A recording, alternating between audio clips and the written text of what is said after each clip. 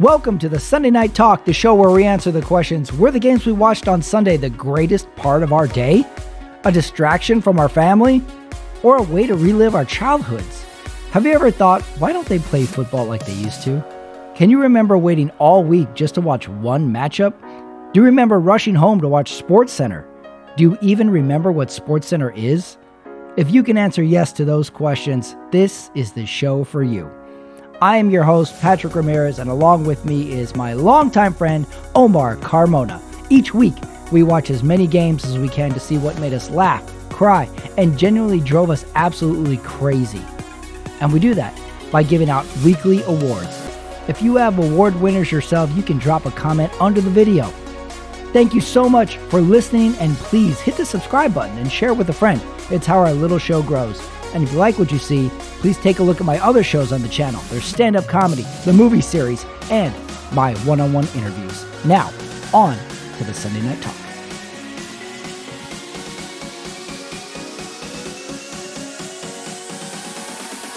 All right, everybody, it is Sunday night. Recording this at 10:03 Central Time. Omar Carmona is here. It is week 2. The Sunday night game is not even over. We decided to start it a little early today. So, Omar, I don't know your feelings about this Sunday night game, but what game would you have rather seen tonight other than Atlanta, Minnesota? Dallas, New York Giants. I would have wanted to see in primetime, only had it been as exciting as this morning's game was. That was a great game.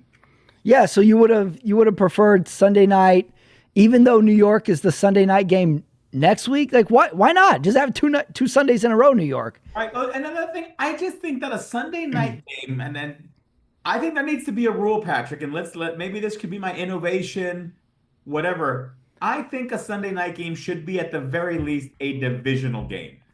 Oh, that's a good innovation. Not bad at all. I like that. There's got to be some meat. There's got to be some, it's got to really count for something. Also, like, I'm thinking about that as well. Like, the Sunday night game has to have some sort of consequence. Like, not to the two teams, because of course there's a consequence to the teams, but like as the fan, like I'm thinking, like, what if Atlanta wins this game? I don't know. What happens if they lose this game? Right. I don't really know either. Minnesota, if they won, like, there's no real stakes for the average viewer on a Sunday night with this game. So I'm thinking, like, why did they pick this game for the Sunday night game? And NBC tried their best to really sell this game. At the beginning, they said, we're looking at the future of the NFL with Michael Penix Jr. and J.J. McCarthy. And I was like, okay, that's an angle. And then they kept doing this is a rematch of the NFC Championship game from 1996 or 98? 98. I was like, these guys weren't alive. And I was like, okay, that's an angle. But I got nostalgic. I remember the famous Gary Anderson, he played many years with the Steelers, ends up in that great offensive juggernaut that was Minnesota. Of course, Randall Cunningham, Randy Moss, Albert Smith, Jake Reed, Chris Carter. That was I think they even said at the time it was an NFL record for most points in a season, I believe. And Gary Anderson was perfect all year, regular season and playoffs, field goals and extra points. He misses the last kick of overtime. I thought he missed overtime. He missed a kick to go up 2 possessions. Was that it? Yeah, and then Atlanta came down and tied it, and then they went into you're right. overtime? You're right. It went into overtime, and they lost in overtime. Right. I got a little nostalgic for that, too. Dan Reeves was trying to do the dirty bird. And Dan Reeves did the... And all he did was this. That was a good time. It kind of makes you think a little bit of like what would have happened if Minnesota had gone to the Super Bowl and played Denver. That would have been interesting. That was the match everyone wanted to see. Well, I went down nostalgia lane this week too. Real quick, Eugene Robinson would not have been arrested. Oh yeah. Wait, hold on. He still could have been arrested. The Super Bowl does not limit your ability to solicitate a prostitute, an undercover cop prostitute, which if I was his defense attorney, I would have said, like, hey, if it wasn't for you cops dressing up as prostitutes, we wouldn't be here. So Right. who's really at fault here? Those pervert cops.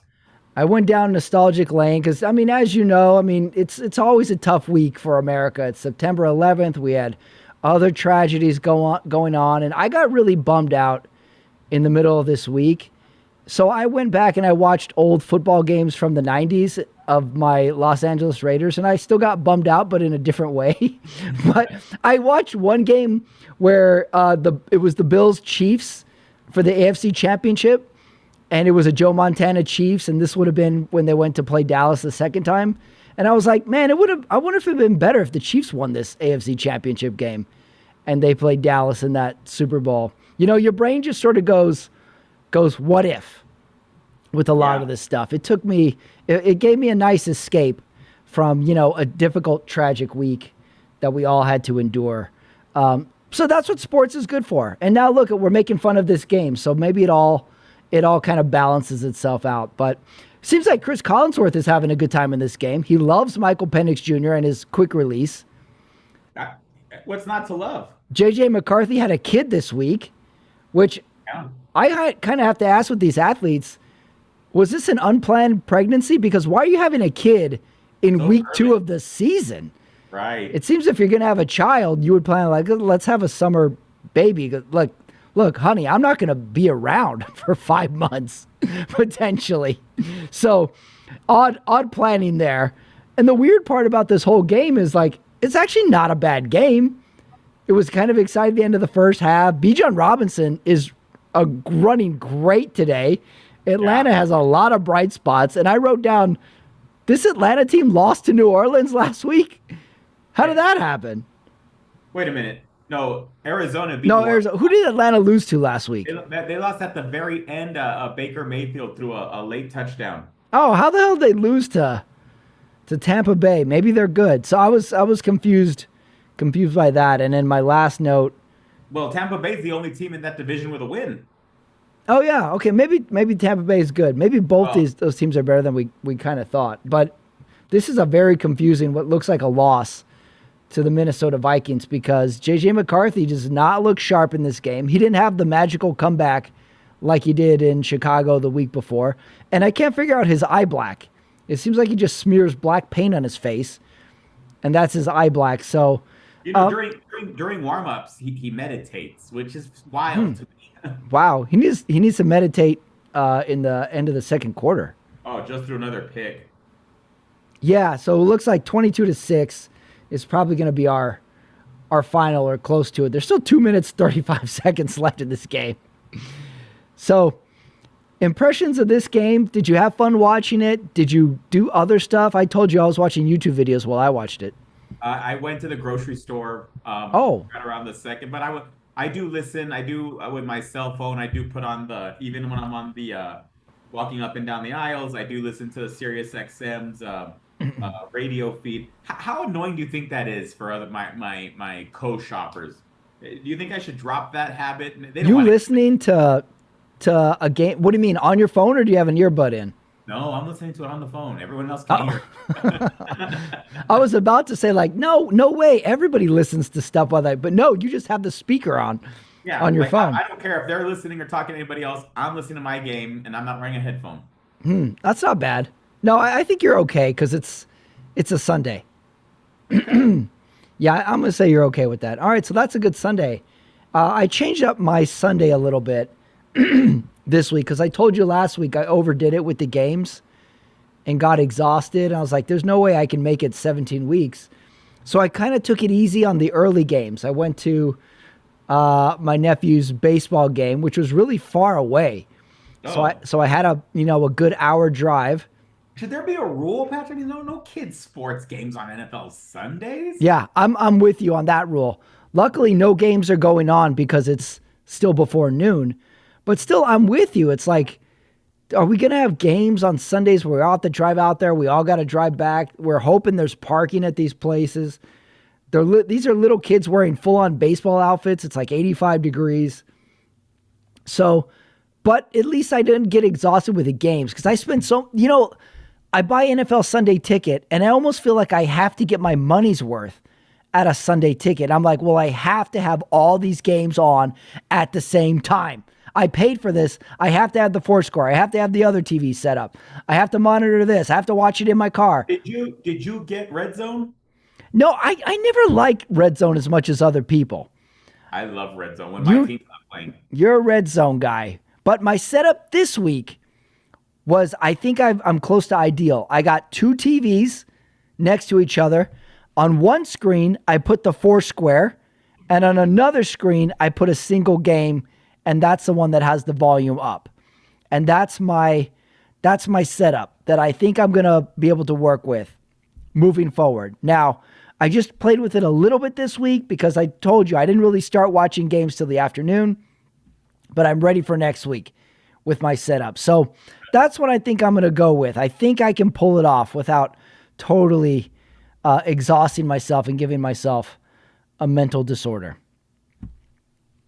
So I think there's nothing left on this Sunday game unless you have something to discuss. Is there any reason to think there's a lot of upside to a win, a lot of downside with a loss from this game? No, I mean the season is still early for both teams. So, but both teams definitely have some glaring, weaknesses, and some teams have some strength and they have some strength. So it's, but let me ask you this. Week two, some teams are 0-2. How nervous are you if you're 0-2 at this point in the year? Yeah, it's a little red flag depending on the team. I always think week 3 is the barometer that I go off of.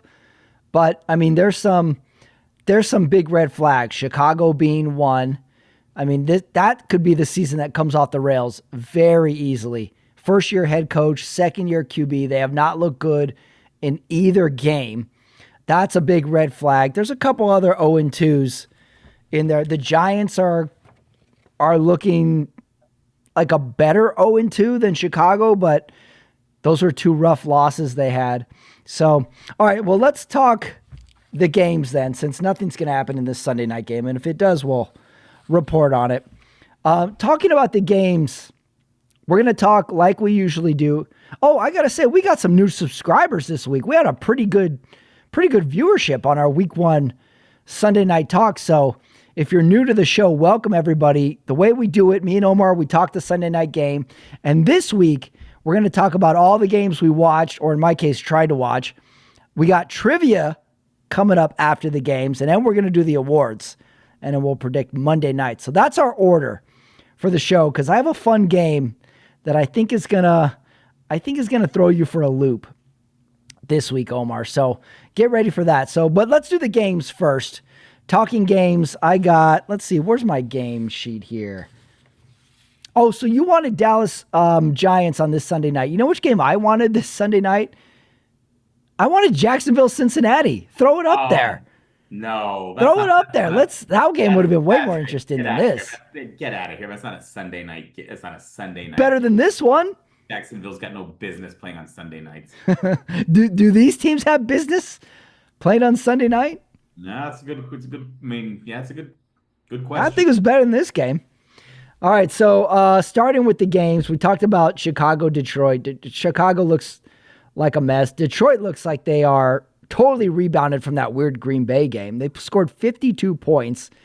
And you could just tell in that game, because I watched it with some Bears fans, you could just tell at the end of that half, Detroit got a touchdown to widen the lead. Like, the Bears got a touchdown. They were down like a score. Then Detroit gets to the 50, and they're like, okay, they may get out of here. Out of the half, down a touchdown. Detroit gets a big chunk of it. Okay, maybe they're going to get a field goal. Next play, touchdown. Okay, now they're up 2 scores. Bears were totally deflated. They never came back. It was over like that. But were you impressed with Detroit being good, or were you more of the camp that Chicago was bad? I'm in the camp that Chicago's got some serious issues, and Ben Johnson has a lot of work to do with Caleb Williams.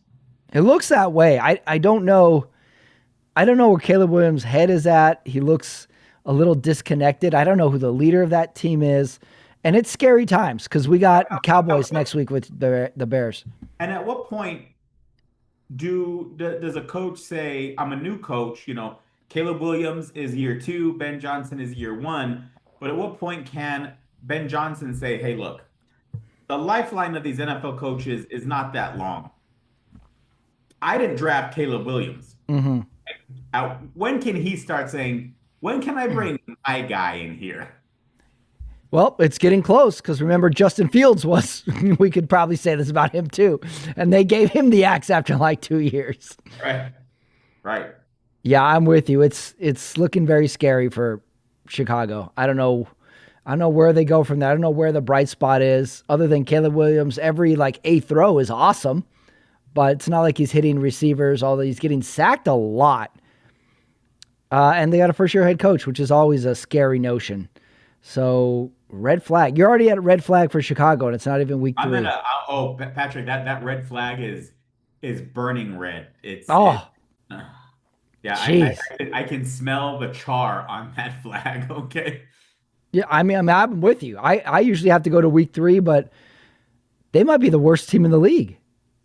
Yeah, and then it seems like the Jets are still the Jets, right? I mean, yeah. You want to go to that game next? We'll get but on that game, yeah, just not a good game. Detroit ran up the score, and that's what they do. And I appreciated Ben Johnson saying when he was asked, do you have a problem with your old coach running up the score? He says, no, that's what he does.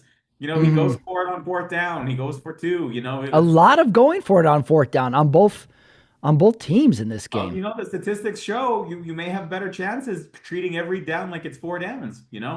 Yeah. Didn't I have a best innovation or hot take a year ago? I was like, I think they're going to stop going for it on 4th down every time in the next couple seasons. Like we're going to throw out that little scorecard where it tells you when to go for it or not.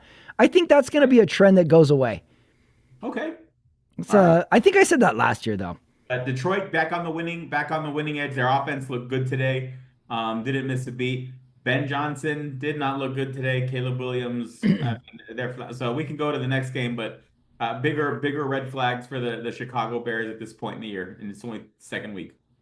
Next week, Dallas plays them in Chicago too. Not gonna be good.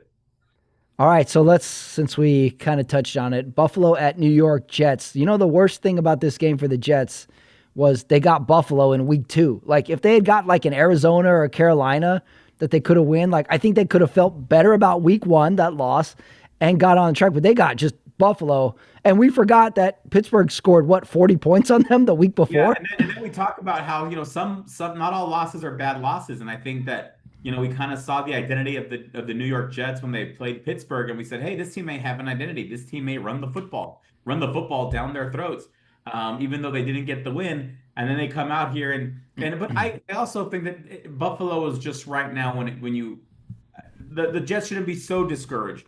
Buffalo is just right now on another level. They new coach versus an experienced staff in Buffalo. MVP quarterback in Buffalo. Justin Fields just got there. Yeah. They're on 2 different planes. So you hate to see them get blown out, but I still think that it's a Jets team that's going in the right direction. Yeah, I think the Jets could be like an 0-2 team that's a few tweaks away from possibly winning 2 in a row, 3 in a row. Maybe the hard part of their schedule's early in the year. Like I don't think I'm feeling that bad if I'm a Jets fan. But that defense got to clean it up. Okay, Buffalo at Jets. How about this one? LA Rams at Tennessee. This probably would be another game that should never be on a Sunday night. I did appreciate, though, I guess on Samsung TVs, and I never noticed this, they have like their own media center where they have their own channels. There is an NFL channel. Really? How did you discover this? Because like I noticed that when I turn on my TV, like it always goes to Letterman. And then I was wondering, and then for some reason I turned it on one week and it was playing Pawn Stars. And I'm like, well, wait a minute, I'd rather watch Letterman. So I actually sat down because I didn't want to watch Pawn Stars. And then I realized I must have changed it, but they have other channels. And one of those channels is an NFL channel. They play old games, whatnot. And I was watching the Titans Rams Super Bowl, the 1 yard short. Yeah. Was it Kevin? Was it Derek Dyson? Somebody Dyson. Miles Dyson? Kevin Dyson, I think. Kevin Dyson. Yeah. Who's Miles Dyson? And Jones making that big tackle and just stop. Well, and, that, of course, that was the winter of the Music City Miracle. Um, and so I was rooting obviously for the Titans because Rams playing in the Niner division. I will say, Cam Ward, I don't know if you saw this, Pat. Cam Ward had a throw where he ran all the way to the right side of the field Oh, the and touchdown? just turned around and launched it to the left side. A throw that every NFL coach, executive, scout, former player says you cannot Mhm. make that throw. Throwing cross body, cross field, just so many bad things that can happen. Cam Ward, that the arm strength he showed on that ball, that alone needs to be in the yearly highlight film. I For think that'll be one of their highlights for sure because I don't think they're going to have many this year. doesn't but another team. I think they're you got to build around Cam Ward. Okay, you got your franchise Yeah. quarterback. You got to build that offensive line and a running game. Sorry, but you're not going to do it with Tony Pollard. Okay, it's just not your dominant running game. That's not the guy. Too bad Derrick Henry's not there anymore for the Titans. That would have been a perfect running back to start a Mm. player like Cam Ward with. But they're building around Cam Ward. Do I think that the Rams are great? Well, they're 2-0. So right Yeah, now, that was my next question. Do we know more about the Rams or do we know less about the Rams after this game? look, you got the Niners, Cardinals, and Rams all 2-0 in that division. Yeah. And Seahawks just got their first win today. Rams, I think it's for all those three teams, Niners, Cardinals, Rams, yes, they're 2-0, but yes, they all have some serious questions too. Yeah, I don't know about the Rams yet. I feel like I haven't seen enough. I haven't seen that they play any matchups that I can think I can take something away from them. I think you trust McVay, but can you trust the talent and the tools that McVay's working with right I now? also don't know if his tools are going to make it to week 17. I don't know if Stafford's back is Oh going to my make gosh, it to like every time Christmas. Stafford takes a hit, I'm like, what if it's the last play of his career? Yeah, yeah, a lot of them he pops right up from, but we all know that like sometimes it's the non-hit that gets you injured. Who knows? It's a little bit nervous. They tried to deal him this summer, as I found out. Nobody would, or they couldn't find a deal to let him go. So he's with them. He's good. We don't know what we're seeing. The thing with the Titans too, I think this is a great no consequences season for the Titans. They're like, hey, Right. let your rookie quarterback get in the groove. Let's figure out who we are. If we win a bunch of games, great. If we don't, we're going to get some good drafts. So let's have fun with this season as long as we just don't get our QB killed.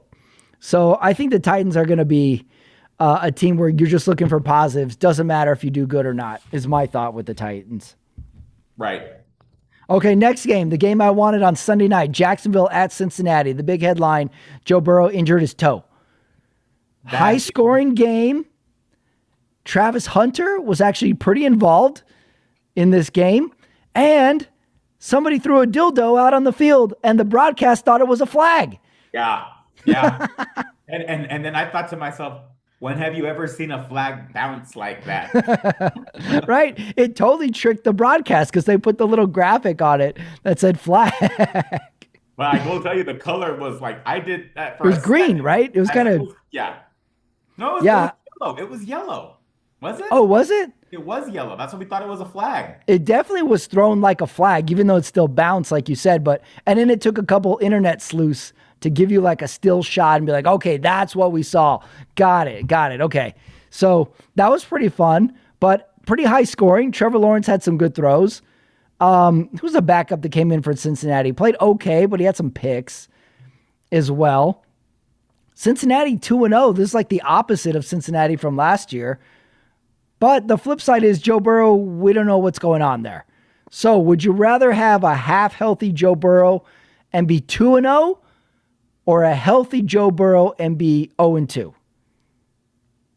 You have to be 2-0. Okay. That's never a debate. Okay. But if Joe Burrow's not healthy, they're not winning more games. Yeah, they did win a high scoring game against Jacksonville. Not a team that we really think is challenging for their division. Although this Travis Hunter thing is interesting. The guy's playing defense and offense, and they're really just dipping their toe in the water of what this guy can do. So I think that's why this could have been the Sunday night game for me. We could have done some some stories on Travis Hunter. We could have highlighted him. Chris Collinsworth's going to be like, oh, Mike, look at the routes he run. He's running it like a DB out there, Mike. We could have got some of that too. Did you hear Chris Collinsworth give like a quick whoa to one of the routes that one of the receivers ran? I did not catch that. He was like, he's going in, and then they'll whoa. It was like he went 2 octaves higher. It was like the Tony Romo soundbite. A little bit, but it's almost like he was like went falsetto. Chris Collinsworth. It was on that one good play that Minnesota had at the end of the first half to Justin Jefferson. So Chris Collinsworth, he doesn't take any Sundays off. He was still calling this game like it was the Super Bowl. Okay, what about Cleveland-Baltimore? I got to admit, this game did not make my Foursquare. No, I mean neither. Baltimore, there was no doubt. No matter at what stage in the game it was, from the first drive on, there just didn't seem to be any doubt. Baltimore is just another superior team. Look, Cleveland's just a mess. I mean, yeah. As I'm a Joe Flacco guy. He's always done it the right way. He's never been a problem on the field, off the field. Mm-hmm. He is a guy that I would want my children to look up to. You know what I mean? Yeah. I just wouldn't want him running my franchise as the quarterback. Well, I was going to say, did he have a bad stat line? Because I'm like, it's kind of weird that he's the best part of that team. And also like, oh yeah, that's why you guys are bad. He's the best part of your team. Right. He's like this generation's Bernie Kosar. You're like, hey, didn't you retire 5 years ago? No, I'm on this team. Oh, right. Like a backup? No, I start. You do? Right. Oh, what are you guys like 2-12? No, we're 500. Where have I been? He needs to be in that area where Jim McMahon was in the Packers years. Just put him on a team holding up the clipboard, and that's it. Jim McMahon was like the first guy on a team where I was like, wait, I can name 4 other teams he's played for. Right. And I'm 11 years old. Like, what kind of league is this? There must be some business going on with this guy. Yeah, I was like, wow, he was on the Eagles, then the Chargers, and then like my dad would be like, yeah, and he came from the Cardinals. Wait, how long? Has he been in the league 40 years? Yeah. Yeah, that game, I almost think Baltimore should have been the team that scored 50-something points this week because Cleveland is not good, and I'm looking for my NFL controversies page because which one? Number 3 was Shedeur Sanders and the Hype Machine. I wonder if we're going to hear any Shedeur Sanders Hype Machine talk this week. And if so, I can give it a check mark on my NFL controversies bingo list. Okay. Keep an eye on that one. All right, next game, New England at Miami. New England at Miami. They're good. Miami is bad. Yeah, they're bad, right? Funny thing is Tyreek Hill had a few flashes of greatness today, but that didn't help. He better be great after the kind of week he had. Eight domestic violence allegations. Eight domestic violence allegations made in by 1 week. His soon-to-be ex-wife in a divorce petition. So that's so she called the cops 8 times this week? Is that what you're saying? No. She filed for divorce, and in the petition, got it. Alleged 8 different times where he's been physically abusive. Now, again, I am we're gonna get canceled. Yeah, we got new subscribers. Maybe they'll cancel us. Look, I am of course never for domestic violence on any level. I like where this is going. Yeah, this is gonna be bad. Don't worry, I just turned off the mics. Go ahead. But the truth is, it's like the guy you started dating and then had children with was the same guy that, was alleged to have beaten his kid, like really bad, a few years ago. Poor decision making is going on. Like, do we have to refer back to 20 years ago in the Ray Caruth story where he hired a hitman to shoot his baby mama?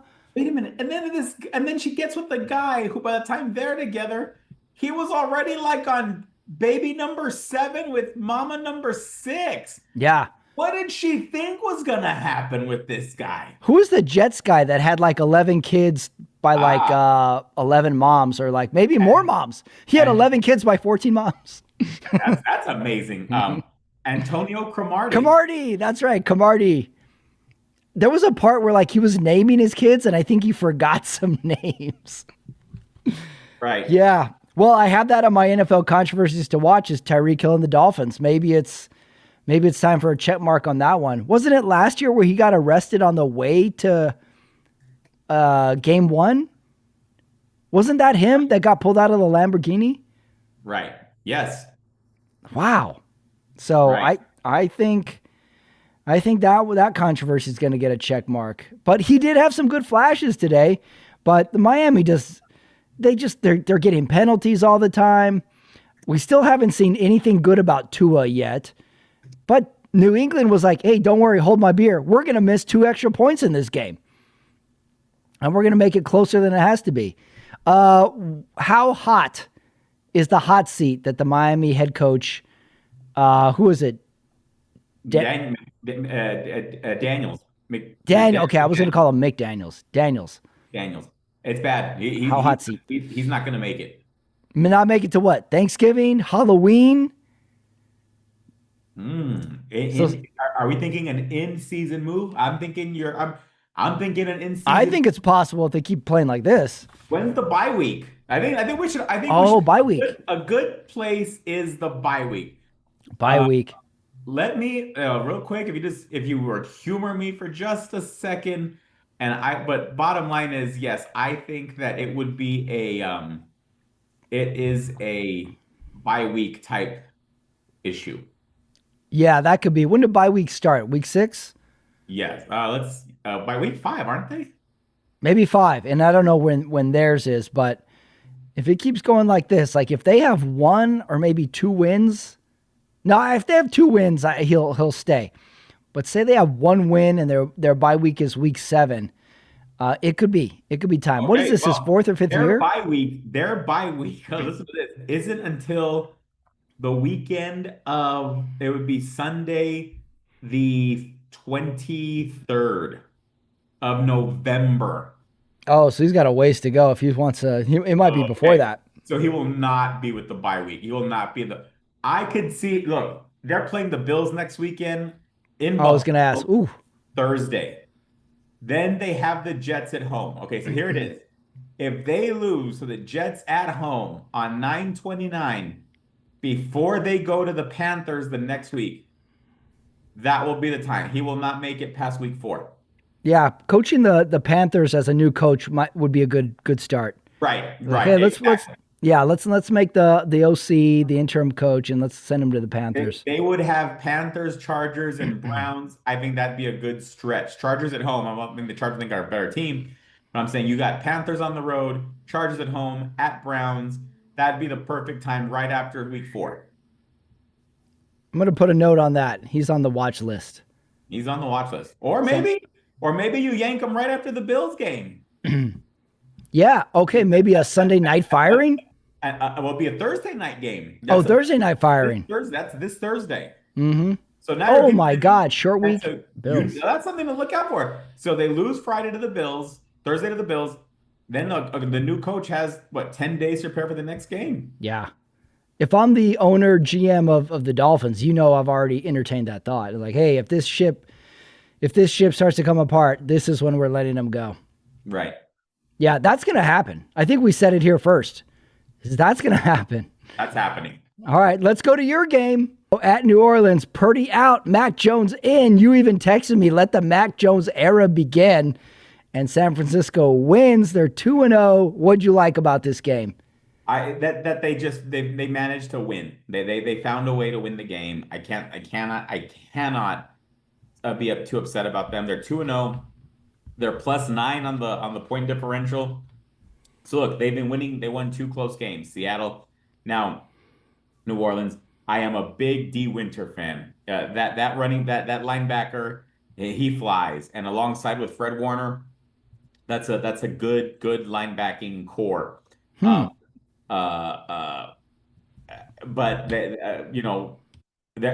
Christian McCaffrey's gonna get hurt again just because they're just depending on him way too much. Yeah, if you're a San Francisco fan, don't hope he's not gonna get hurt. Just know he's gonna get hurt, and hopefully it won't be that bad.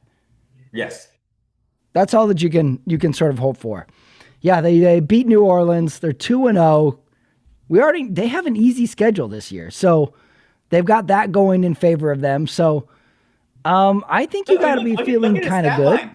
Mac Jones, 26 of 39 for 279. Not bad. 3 touchdowns, no interceptions. Was sacked 3 times. But no one's ever going to accuse Mac Jones of being, the most athletic of quarterbacks. Spencer Rattler also went 25 of 34, 3 touchdowns, no interceptions, sacked 3 times as well. So not a terrible. But but the bottom line is, 49ers we're already banged up, so we got to get, and we're banged up and we're 2-0. Again, everyone else in that division is 2-0 for the exception of the Seahawks. They're 1-1. Basically, I think it's great to start 2-0 on the road. It's like I equate it to like the 5th set of like the U.S. Open championship in tennis.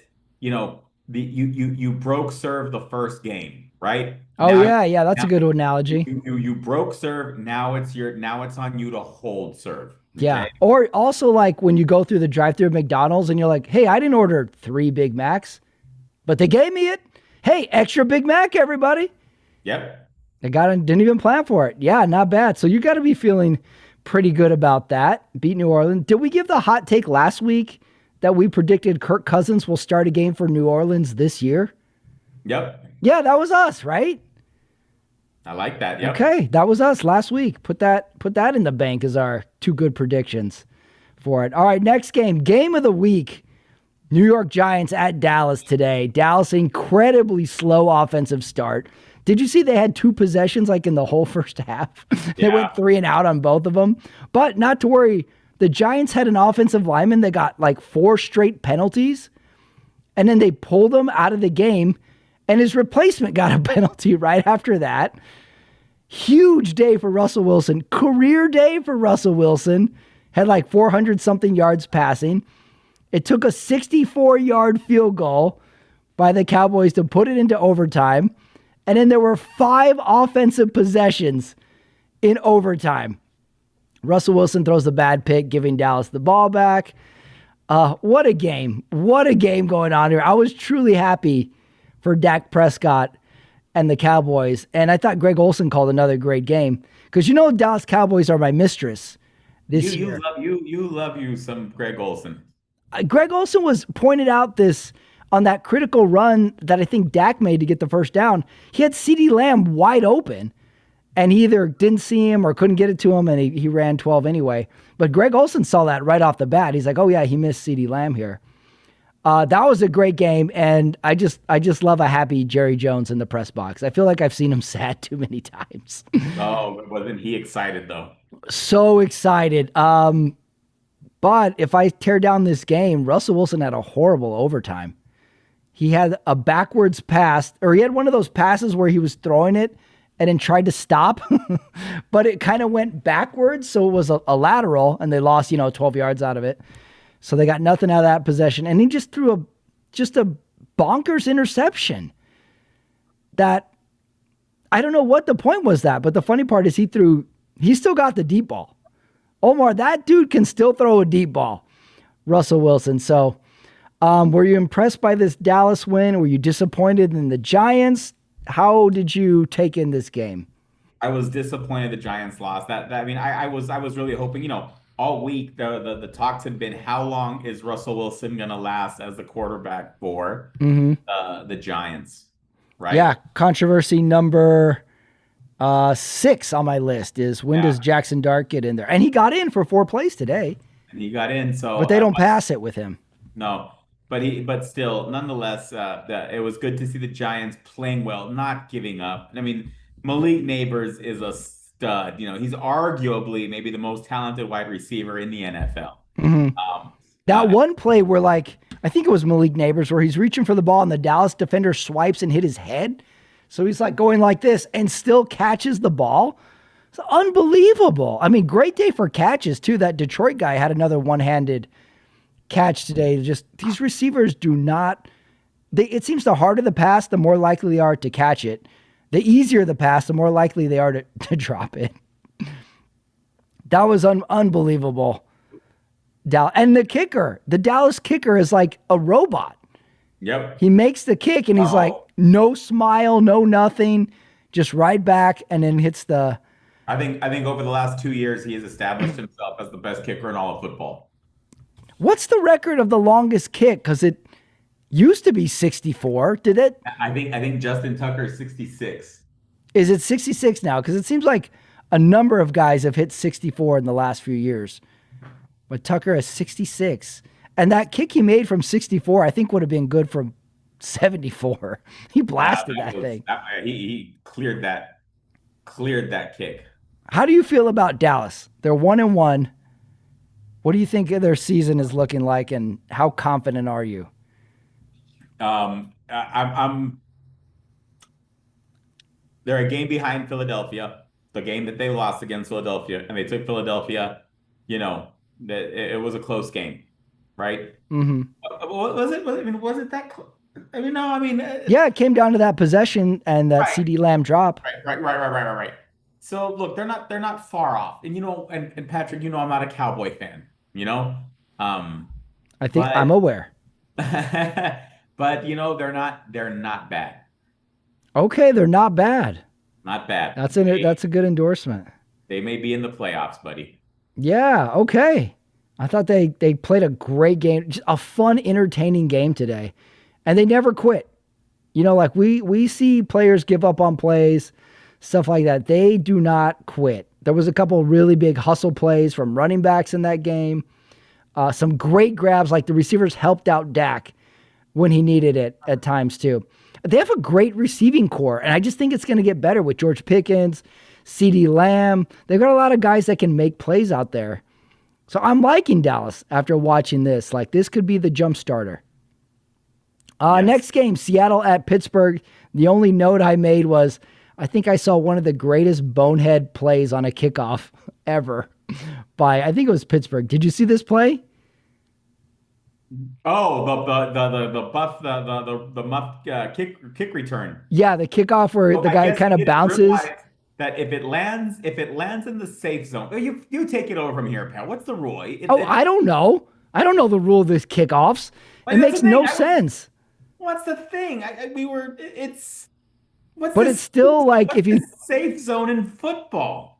But it's still like if you touch the ball and it bounces around, it's still a fumble. This guy, it touched the ball and it's just sitting there in the end zone. And he's like, all right, nothing to see here. And then they recovered. I'm like, have you watched football in the last 20 years? Right. What are you doing there? That was insane. I don't know the kickoff rules. So I doubt a lot of these receivers know all the kickoff rules. But I heard something today that it's a different kickoff rule if it's coming after a field goal versus a touchdown too. And then I was like, okay, I don't understand any of this kickoff rule anymore. Where the safe zones are, where the happy zones, where the hate-free zones are. I have no idea. And it's driving me back to college football now, Omar, because they have a regular kickoff in college football. Yeah. So I don't know what's going on there, but Seattle wins. They beat Pittsburgh. So Aaron Rodgers didn't have the same magic, but they're 1-1. Seattle 1-1.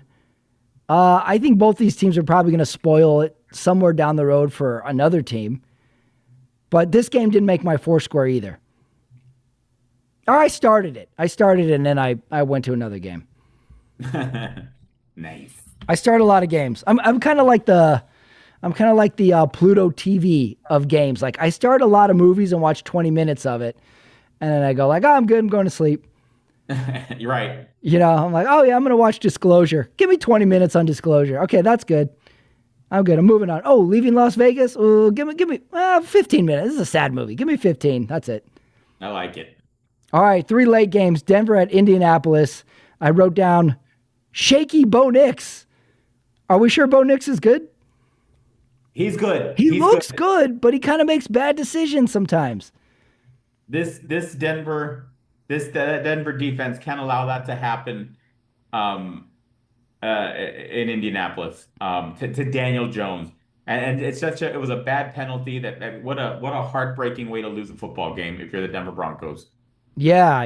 Indianapolis attempts a 60-yard field goal. They miss it. They're on the field. Everybody's celebrating. But wait, there's a flag on the field. And not the kind of flag that we saw in Cincinnati. A real flag.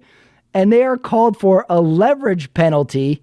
That's a 15-yard penalty, and Indianapolis gets to kick a 45-yarder for the win. They get it. Indianapolis wins. So, shaky Bo Nix, or do you trust Daniel Jones? Shaky Bo Nix, and he'll be better. How much do you trust Daniel Jones? I never have, but I'm sorry. I've always had very little trust, and I gradually see myself improving my opinion of him. Mm-hmm. I'm curious to see what the media does with Daniel Jones this week, because I think we are all so burnt on Daniel Jones and those Giants years. We're just like, no, this guy isn't good. This guy, stop calling him Danny Dimes. He trips on his own feet. I think it's going to take a few more wins for anybody to really start trusting Daniel Jones. Also, he looks like a out-of-work private detective on the sidelines. He's got a little mustache now. He's got shaggy hair. He looks like he could have been in Starsky and Hutch. So I don't know if I'm ready to trust Daniel Jones either, but I like what that Indianapolis coach is doing over there. His team looks pretty good. And they're 2-0 somehow. Here's a quick one. Carolina at Arizona. Arizona kept looking for ways to lose this game. Carolina recovers an onside kick. And finally, when they need it, Arizona actually stops them and gets the win. Couldn't understand this game one bit, but they kept flashing to Arizona's head coach as Carolina kept creeping back into the game. And he just looked so distraught. And he was wearing a blank white hat. There was like no logo on it whatsoever. I was like, what is this hat? This doesn't say Cardinals on it. This guy, he looked like an undercover cop. So Arizona wins that game. Couple good Kyler Murray runs, couple good passes in there. Carolina very feisty, but another non-four-square game, but I had it on mute since there's only 3 games in the afternoon. Unless you have a lot to say about Arizona, I think Philly KC was our most interesting late game. Right, it was. But are we talking? Are we ready to ask the question? Which may be the most important question that this show has ever had to deal with, Patrick. Oh, really? Gosh, I have no idea where you're going with this, and I'm getting nervous. Considering when we started the show, we were living in a Chiefs-dominated league, right? Is the Chiefs dynasty over? Wow, there was a lot of build-up for that question. I was wondering how far you're going to go back. It's like when we started the show, we were in the Trump presidency #1. We didn't know where the country was going. We still were figuring out what streaming was. I was wondering where you're going with that. Interesting. Is the Chiefs dynasty over at 0-2? An aging Kelsey, who had a horrendous drop today. That was the difference in the game. Injured receiving core, still KC. Is the dynasty over? Gosh, I'm pausing in my answer. And why am I pausing? Because I just can't bet against the Chiefs. But maybe that's because I have recency bias and they always pull it out. But tomorrow, and we're going to talk about this one, the Raiders and Chargers play. AFC's getting way better. One of those 2 teams is going to be undefeated at 2-0. Yep. One is going to have sole possession of first place. One is going to be 2 games up on the Kansas City Chiefs. Yep. Well, I never thought that would happen the last. Well, I'm ready because this is why I wear my party shirt today, Omar, because I just could take in all the games today. Didn't have to worry about my team because that's tomorrow. It's even the late Monday night game at 9 p.m. my time. So I'm like, I got over 24 hours to be hassle-free in my head and watch these games. So I'm really looking forward to tomorrow, and I think they can win that game. They got to play perfect, though. KC, though, well, it's definitely not going to be a 14-win season. They're not going to go 14-3. No. I don't see that happening. No. They got too many hard divisional games. It's going to be hard to go up to Denver. I think it's going to be hard to go to Vegas. It's going to be hard to Yeah, these aren't easy games anymore. And it's also kind of like the rest of the league is watching KC lose, and everyone's saying like, okay, maybe we can beat him. Look, like he's cut. Like a boxer be like, he's cut. He's a man. He's not a machine. We can beat these guys.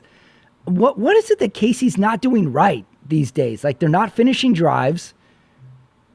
They're not they're not getting chunk plays. Not getting the big stops, not getting the big turnovers they used to get. Yeah, they're just like a step and a half behind in a league that's way too competitive. They Has, play has the league now said, all right, our referees have protected Patrick Mahomes long enough. It's time for us to protect Josh Allen. I don't. Okay, that's a theory. It's a oh, conspiracy. conspiracy Carmona's back. Yeah, I don't know.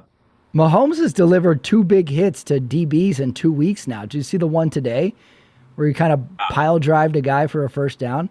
I don't think the problem is Mahomes, but I don't know if he has a lot of weapons. But I think the big chunk of this game that needs talking about is all these tush pushes. Everybody is tired of these tush. The announcers are tired of the tush push. Did you see the one where Philly has the ball? It's 3rd and goal, and they're lining up for the tush push. They get stopped. They line it up to do it again. They get in, and then they show the replay, and Philly clearly false starts on the tush push.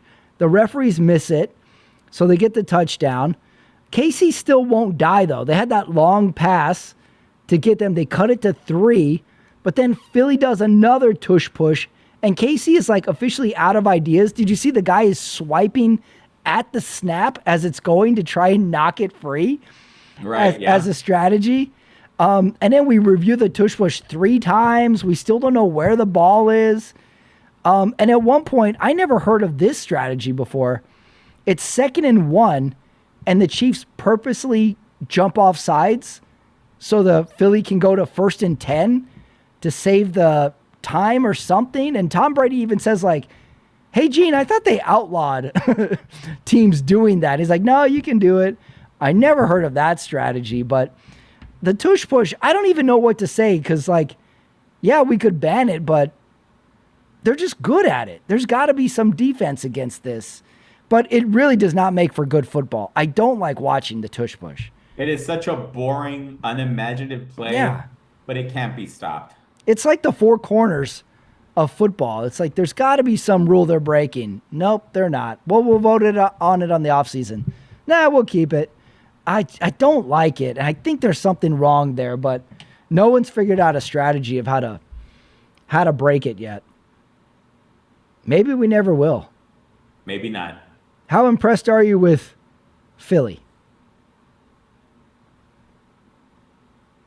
I am impressed with Philadelphia. They're 2-0. Best team in the league? Green Bay may have something to say about that. Oh, yeah, I liked Green Bay on Thursday. I thought they looked really good. Yeah, I would say Green Bay is in the conversation. Buffalo, of course, and Philly. All pretty strong teams right now. Yep. All right, well, those were all the Sunday games. I think we did a pretty good job of watching all these games this week. But now it comes down to trivia. Omar. All right, let's do it. All right, this is our first trivia of the year. And I got a special one for you. You know, going back to our youth, all the football we watch, all the football cards we used to collect. And I got to this idea. This game is called the R-rated name game. Oh. Now, let me find my sheet here. Oh, it's on my notebook. What I'm going to do is I'm going to read you a first name of some sort of athlete, and you're going to see if you can guess the R-rated last name of this player. Now, these are real people. So here we go. I got NFL players. Real athletes. This is not just football players. I got football, tennis, basketball. All sports are included here.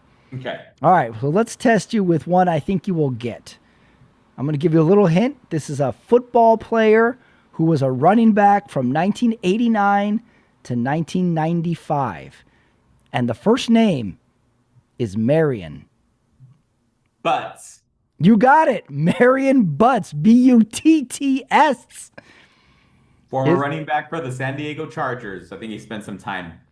Yeah, I looked up his stats, and he had a couple really good years. I think he had a 1,200-yard rushing year as well. Marion Butts. That's right. Oh, wait, hold on. Let me see if I have some trivia music for you. Okay, there's the trivia music. Okay, next first name. R-rated name game. Number 2. The first name is Jack. Jack? Do you want a hint? Yes, I need a hint. This is a former American tennis pro. Jack? There's a lot of ways you could go with this. Oh, I'm already thinking of all the worst ways. Jack. Oh man, I'm drawing a blank. Patrick, I'm just gonna guess offer. Jack Offer. That's pretty good. The correct answer is Jack Sock. Jack Sock. Is a real American tennis player. Oh wow, okay. I think I remember that, but I would never have guessed that for the game today.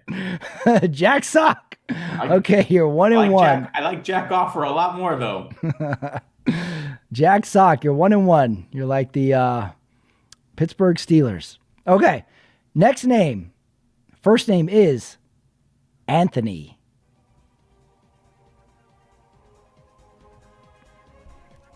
What is the X-rated last name? What team? I mean, what sport? This was an NBA player from 1990 to 2002. First name Anthony. Bonner. You got it. Anthony Bonner or Boner. As we would say, Boner. Anthony Boner. Ironically, went to the college Oral Roberts. No, I made that part up. Okay, all right. You're on a little streak here. A couple more. First name. All right. If you know this one, you're going to get this one easy. This is an American race car driver. First name. American race car driver. Dick. Okay. Trickle. Oh, you got it. Dick Trickle.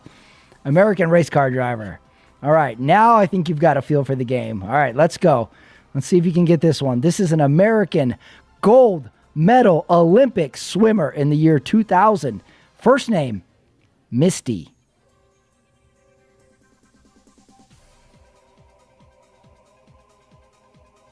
Misty Trainer. I don't know. First name, Misty. Last name, Hyman. Misty Hyman. Misty Hyman. But not. Don't even remember her. Ironically, had asthma.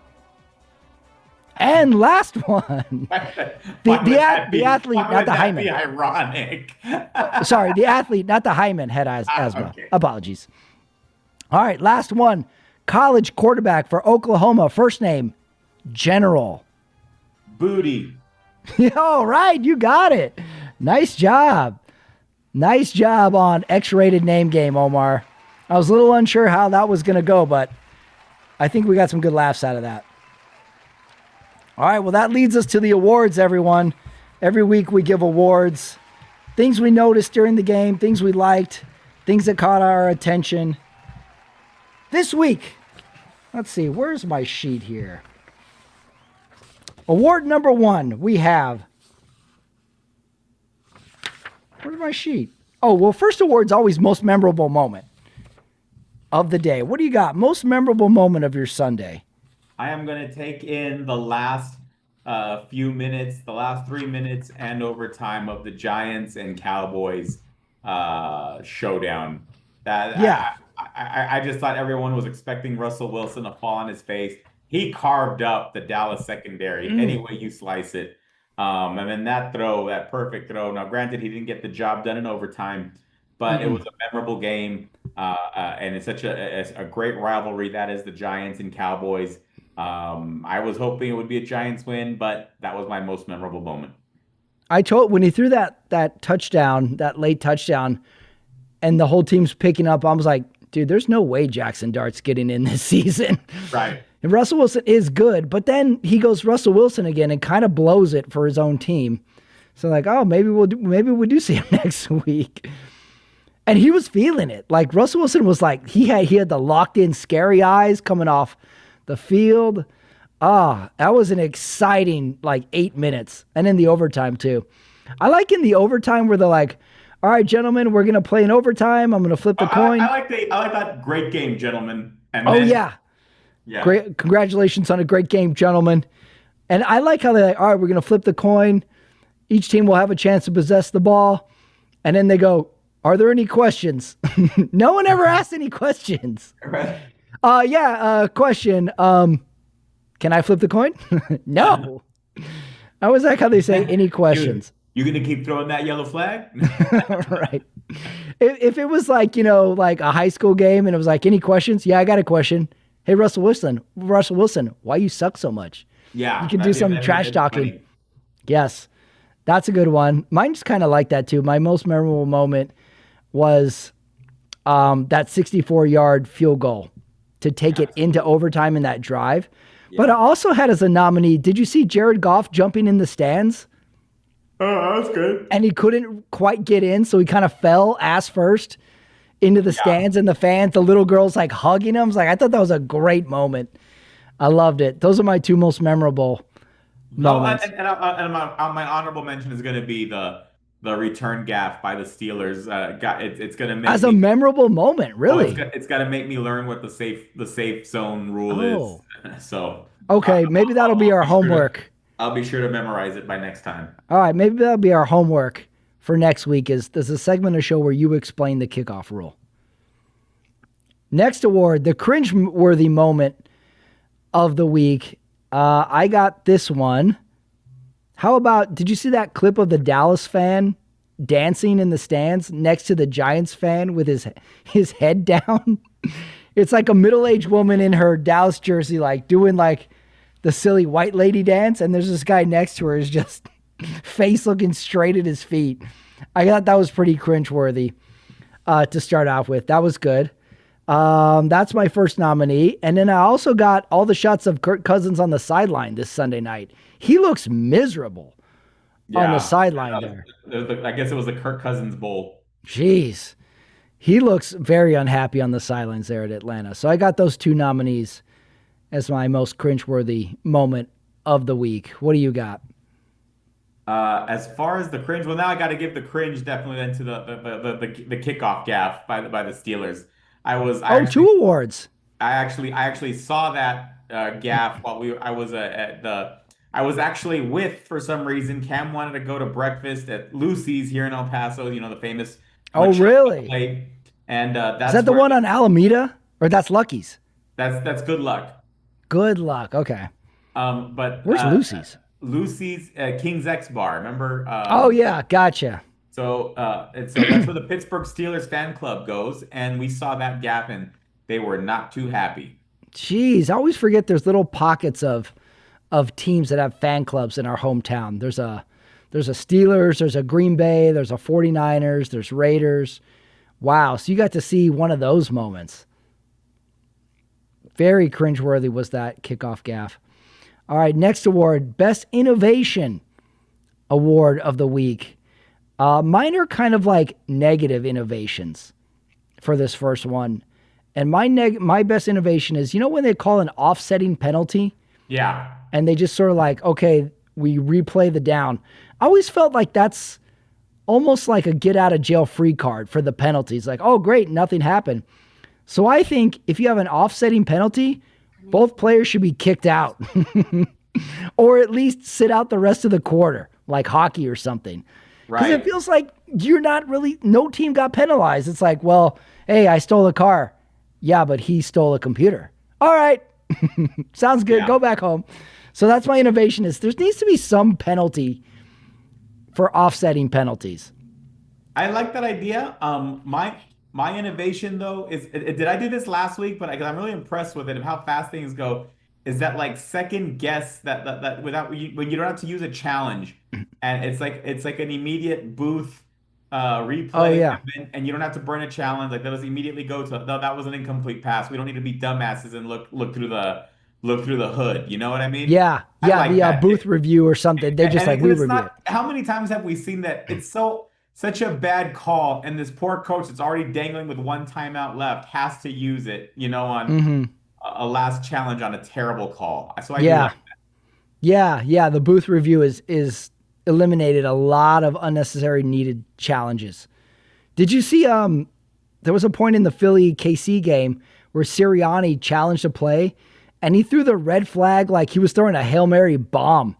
He really launched it. He ran onto the field and threw it. And he got some good height out of it. And Sirianni guy, I think that guy might be like secretly buff or something. And also yeah. like in that game, like when they shook hands, Sirianni has like that bodyguard guy with him. And he's like, back it up, cameras, back it up, give me space. It's like Sirianni travels with the entourage on the sideline Yeah. there. Well, Yeah. he's got that big, what's that, big Dom. Yeah, yeah, that guy from last year. He's got gold chains on. He's got a sleeve of tattoos, and he's just bodying anybody who gets close to Sirianni. I kind of feel like Sirianni and the Eagles are hot stuff right now, like going into Studio 54. Oh yeah, my other best innovation was I thought US Bank Stadium in Minnesota looked pretty good tonight. Yeah, that's pretty cool. Yeah, the stadiums are not round anymore. Remember, just football stadiums are always just circles, and now Yeah. they're just all artistic and big windows. Next award is the Hot Take Award. This one, I should have done this one last week, but I carried it over. My hot take is US Open tennis, the Emmys, the Oscars, MTV Music Awards. Hey, have your programming on Mondays, dude. Yeah. Don't go up against the NFL. That's a great hot take. Are you nuts? US Open, what are you doing? Didn't the US Open have their final used to be on Monday Labor Day? Am I crazy? I kind of remember it being on Monday Labor Day. Yeah. You could own Monday. They can do whatever they want with Monday. Leave Sundays alone, and that goes to your nephews, baseball coaches, and league I'll go with you on that. But like coming up, the Emmys was tonight. Nobody watching the Emmys. MTV Music Awards or Movie Awards were last weekend on CBS. Nobody's gonna watch that. Have it on a Monday night. What are you gonna watch on Monday night? Nothing. I don't know why they don't do that. It makes no sense. I mean, there's Monday Night Football, but I think you could have it in an hour before Monday night or something. Unbelievable. Like hot take. All right, go ahead. What's your hot take? my hot take. I think we kind of touched. I think the first coach to go is going to be Mike McDaniels. Oh, yeah. That's a good hot take.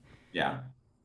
Next award, the Casting Couch Award. There's a new award for us this year. This is the actor that most reminded you of today in the NFL. And since we kind of built up this is the future of the NFL for Sunday night, you know what I went with for my actor award? River Phoenix. Oh. Young actor. He's great in movies, great in Stand By Me. He was young Indiana Jones in The Last Crusade for that opening scene. And we lost him too early. He could have been something. So youth in the NFL, I went with River Phoenix. I want to go with Matt Damon's character as Jason Bourne, and that is the same as how I feel about Tua out there. Tua's out there on the football field playing professional football, and I don't think he realizes how he got there. Kind of like how Jason Bourne has no idea how he has all these abilities, and Tua's out there like I don't even know if he remembers that he even played football in Alabama. That's so good. I can't believe I didn't think of that. Do you think at some point Tua is on the sideline and he grabs Tyreek Hill and he goes, "Who am I? How did I get here?" That's gotta happen this year. I don't remember who I am. Right. He's opening a safety deposit box and it's got cash and a gun in it. He's like, "What is this?" Or maybe he's doing that with the playbook. He's like, "What are these plays?" Some kid comes up to ask him for an autograph and like just like smacks the piece of paper away. It's like, why are you bothering me? And then all of a sudden, like New England has like an 8-man blitz coming and Tua just totally beats it with the hot route. And he's like, how did you do that? I don't know how I did that. I don't know. It's instinctual. It's in me. That is definitely Tua and the Miami Dolphins. I'm ready for the sequel next week. That's how I'm going to watch those games from now on. Are we laughing at CTE? I don't think maybe we shouldn't. I think we can at this point. No, we already got canceled, so we're good. We're good. Yeah, I had to take on domestic violence. That's right. We went full domestic violence this week. All right, next award, best quote. And this one for me came from the Philly Kansas City game. And this is after like the fourth tush push that got reviewed, reset, reviewed. The Fox like NFL official guy who reviews the plays, he just flat out says, guys, I'm done with the tush push. He was upset at the tush push. He's like, I can't watch this anymore. You can't ask me to officiate this play. I'm done with the tush push. That's my quote of the week. I didn't really have any, none really stood out to me, to be completely honest with you, because I was, this is a hard one. I just got so much going on with the Red Zone channel. I don't really stay on too many games. Yeah, the Red Zone kind of bounces you around. Yeah, it really does. So I got to work on that for next one. I didn't pick any up, Pat. So you're going to be the only award winner here. All right. So we'll you'll have one for next week. You can stick with I'm done with the tush push. Yeah, I'm done with that. Play call award of the week. What was mine? Oh, mine was that weird 2nd and 1 by KC. They intentionally did the encroachment to give Philly a 1st and 10. Didn't understand it. Don't know the strategy. Tom Brady said, didn't they ban that? And the guy said, no, they didn't. So that was my play call award of the week. The intentional encroachment. What do you got? Best play call of the week.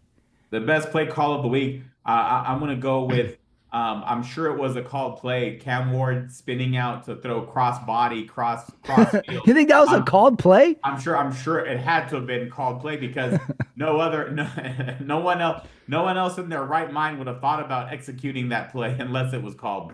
The great thing about Cam Ward is like, he is not thinking about anything but the play he's on. Like, there's no like consequences in his head.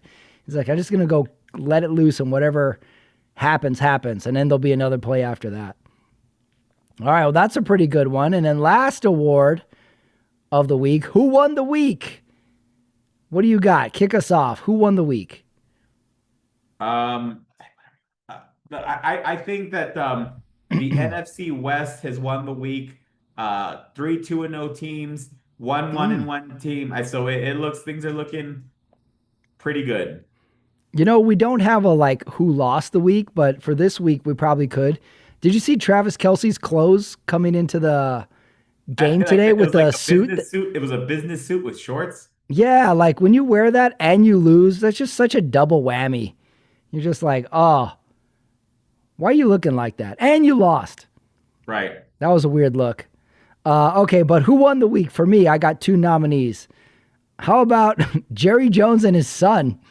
Did you see them celebrating in the luxury box, the owner's box, hand in hand? They were definitely happy. I was happy to see Jerry Jones and his son sharing a moment there. And then my other nominee is like, how about Daniel Jones and the head coach? How about they won the week? They did. Yeah. Those are my 2 nominees. I'm going to go Jerry Jones and his son. Also, Jerry Jones looks very pale in the face. I wonder if he's getting enough vitamin D or needs to get some sun. He's looking very pale. I wonder how old Jerry Jones is. He's in his 80s, right? Yeah. All right. Those were the awards for the week. That brings us to Monday night, and we have a double header on Monday night this week. Early game, Tampa Bay at Houston. Tampa Bay's 1-0, Houston 0-1. Omar, predict Tampa Bay at Houston. I want to go. It's going to be a close game. I am going to go with the Buccaneers in a close game, 27-24. Oh, wow. I'm similar, but I don't have it as high scoring. I'm going to go Buccaneers 17, Houston 10. I think it's going to take Houston a few games to get going this year. Yeah, that whole division's just not, who knows? Maybe it's time to break up the Colts. I don't know. But the late game, which starts 9 o'clock Central Time, is the LA Chargers goes into the Las Vegas Raiders. Both teams are 1-0. Omar, I already told you, I've got the party shirt on. I've got the hat. The jersey's ready. It's on ice back there, ready to go. Omar, predict the Chargers and my Las Vegas Raiders. For you, Pat, I'm going to go Raiders 22, Chargers 16. Oh, I like that pick. But don't do it for me. Do it for your country. I am going to go Las Vegas Raiders 28, LA Chargers 21. I like it. Well, that was week 2 in the NFL. We did it. We gave everyone our thoughts. We gave out the games. We gave out awards. We predicted Monday night. We played the R-rated name game, which was a lot of fun. I'm sure we lost some viewers for that. Screw it. We don't care. Who cares? Omar Carmona, enjoy Monday night. I will see you for week 3 in the NFL. Good night, everybody.